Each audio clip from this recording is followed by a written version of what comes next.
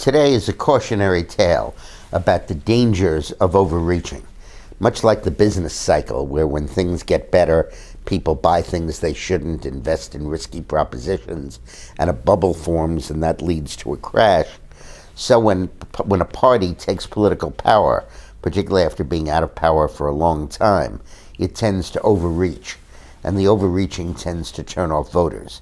You can't look for a better example than when the Republicans thought that they had Clinton on the ropes after they won Congress in '94 and shut down the government in '95 and got big negatives that prevented them from winning the presidency in '96.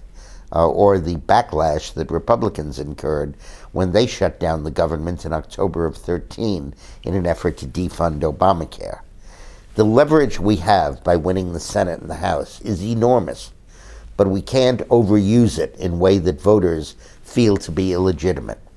If we attempt to use it to totally defund Obamacare and accomplish through the budget what we were unable to accomplish through legislation, voters are going to look askance at that. They're going to say that's not the way the system is designed.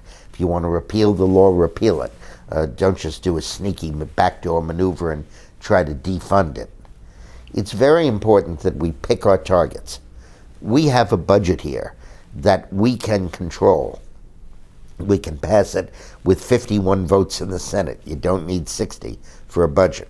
And the president doesn't have the ability to go line by line and pick out what he wants and doesn't want. He has to either sign the whole thing or veto the whole thing. So if the Republicans are smart, they will launch a series of attacks on Obama based on specific lines in specific budgets, rather than a broad brush attack over something like defunding Obamacare. You won't be able to defund it. That's a bridge too far. But we can eliminate the death panels, which are part of it. We can eliminate the medical device tax. We can reduce and relax the requirement that everybody have soup to nuts coverage of everything in health insurance. We can tune the law and turn down its worst aspects. We also can probably force the president to continue deportations, even if his executive order says not.